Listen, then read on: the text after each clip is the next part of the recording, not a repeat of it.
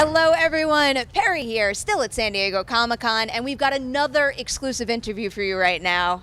I feel like I say this about all of our interviews, but I really do mean it. I'm especially excited about this one because I watched the first 2 episodes, and mind blown. I still can't believe what you guys pulled off. I'm talking about the new series, Undone. So I do want to talk about the animation process behind this, but I'm curious what sparked this specific story idea for you guys. Sure. Kate, what sparked this story? Yeah, well, Raphael and I worked together on BoJack Horseman. He's the creator of that show, which is tremendous. And I wrote an episode called Downer Ending the first season, which was about BoJack going on this drug trip and experiencing this alternate reality of a life he could have had. And after that, Raphael said, let's do a show like that. But it's that's the show. Yeah. And we talked about some of our own personal experiences, and I talked about some history of mental illness in my family. My grandmother had schizophrenia, and I've wondered about my own mental well-being and what could happen if that awakened in me.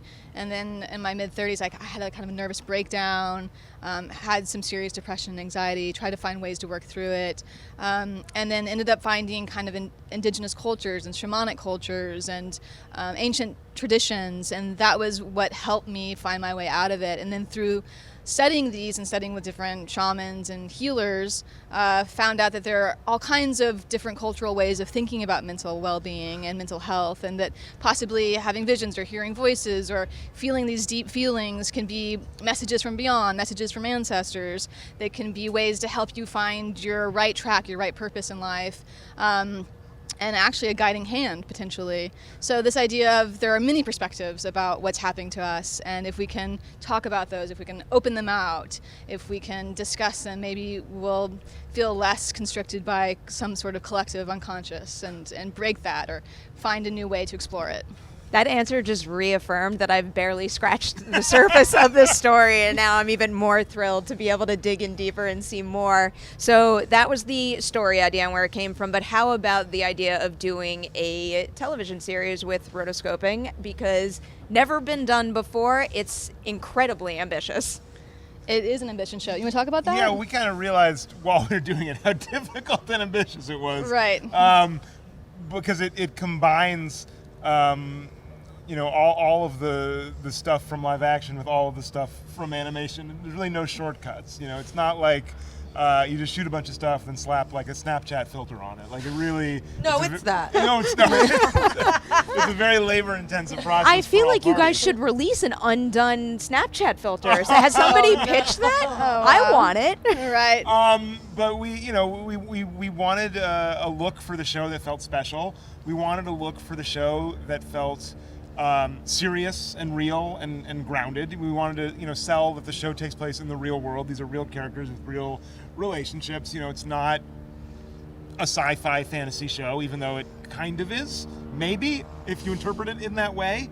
But we wanted it, to feel like, what would happen if this happened to you? If you were presented with this mind-splitting experience of maybe everything you thought about reality was not true, and you could go on an adventure, but you're not just, Neo or Dorothy. You're a real person with real stuff going on in your life. And it's not so easy to just be like, yeah, let's go, let's break apart the entire foundation of my reality.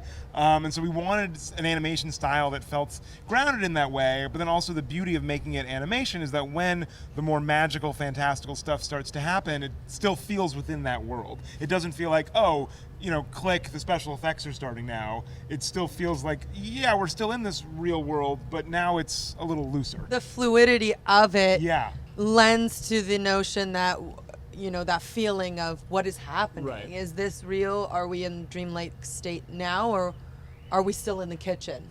Are we still eating dinner? And I like to equate the beauty of the show.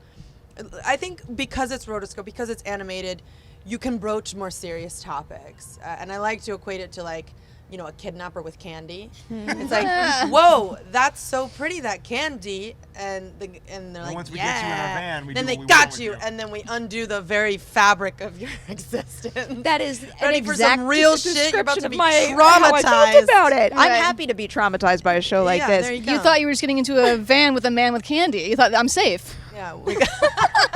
I'm Like glad, those children, I'm you glad I'm deserved it. learning this lesson through this show and not reality. So we've already discussed so many complexities here. I'm curious what your first impression was when they pitched the show to you and how it differed from what it turned out to be. It didn't differ from what it turned out to be at all. It didn't. It didn't differ. But you didn't know it was going to be rotoscoped at first, did you? I didn't know it would be rotoscoped at first, but I read the script, and that was my first introduction to the story, and I fell in love with it right away. I mean, the writing is genius. It's brilliant. I've never read such beautiful scripts in my life, and that's honest to God.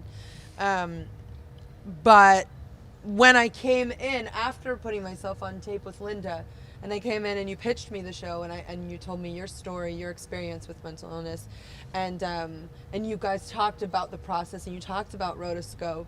I knew what you were going for because I was such an avid Linklater fan, and I watched Waking Life on a loop in high school. It was my Bible. It was the prelude to this for me in my life, because even as a teenager, I was starting to question the fabric of my reality, the nature of my own reality and my own spirituality and what I believe, and constantly questioning everything. And that movie really gave me an insight into what you were talking about all these years later. So I had an idea, and it how did it differ? It became even more magnificent than my idea. There was a previs, there was a slight a test that you shot, that I saw that, and I was completely floored by it. I love it. It's fine art. It really is. And it has a level of sophistication to it. The writing, the way that it's animated, but it's also extremely funny. So you will genuinely be affected and be crying at certain moments, while also genuinely belly laughing at the same time. There'll be a lot of fluids coming out of you, is what I'm saying. That's what we're aiming So we want a lot of fluids All to come out of you. All right, you can do with that what you will.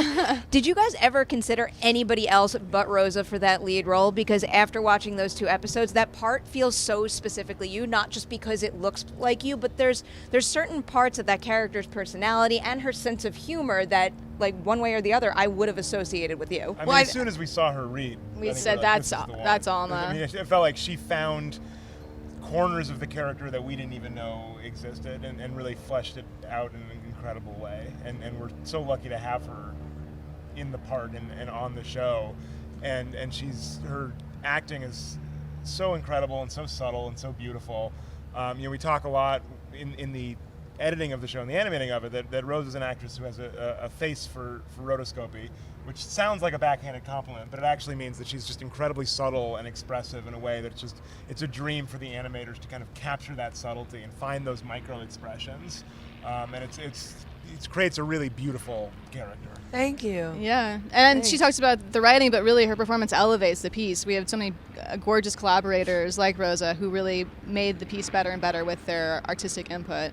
And a funny little anecdote is that our director, Hisko Hulsing, who's the artist, he's an oil painter and an animator, and he did these preliminary drawings of Alma to help sell the show.